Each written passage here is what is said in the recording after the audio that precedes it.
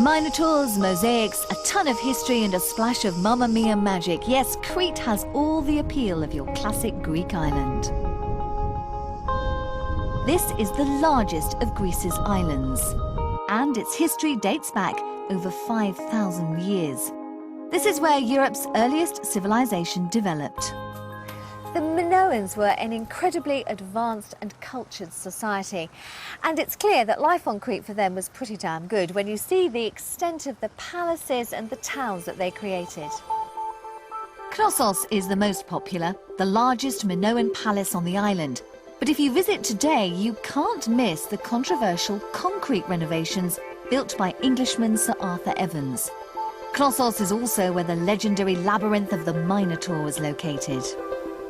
But that's not the only myth that stems from Crete. If you carry on up here for about 15 minutes, and it's a lot more difficult for a human than it is for a donkey, you get to the Dictyon cave, and that's where they do believe that Zeus, the king of the gods, was actually born.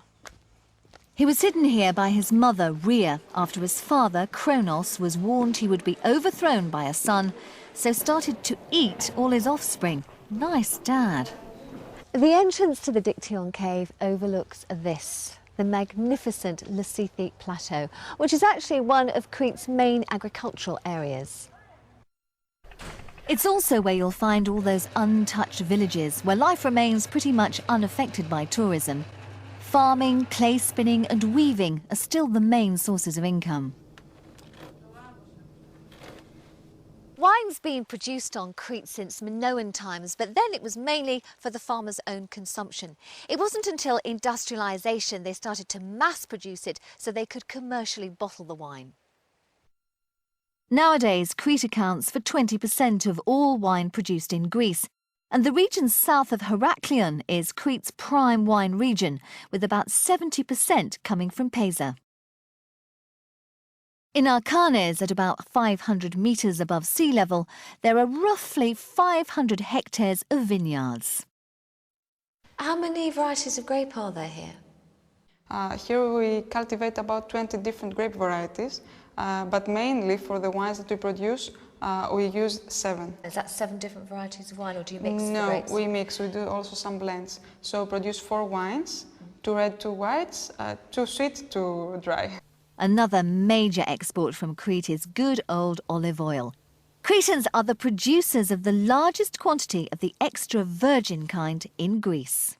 But it isn't just exported. The average Cretan consumes 31 litres of olive oil every year. And as it is one of Mother Nature's healthiest products, they must live to a ripe old age.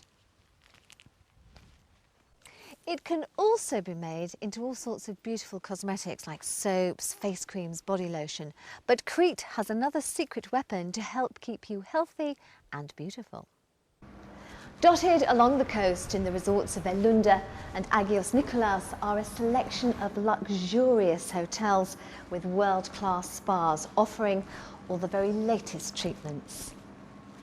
The Blue Palace Resort and Spa offers state-of-the-art thalassotherapy treatments. Now that's when natural seawater and its marine elements such as seaweed, plankton and thermal clay are used together to help reduce stress, weight and cellulite, and are even said to benefit joint and muscle repair. I think I'll book in for a new one.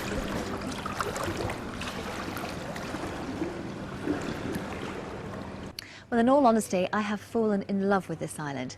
And I can promise you that if you come here for a week's holiday and you don't spend the whole time on the beach, then you will go home having experienced the real Crete. And believe me, it's well worth it.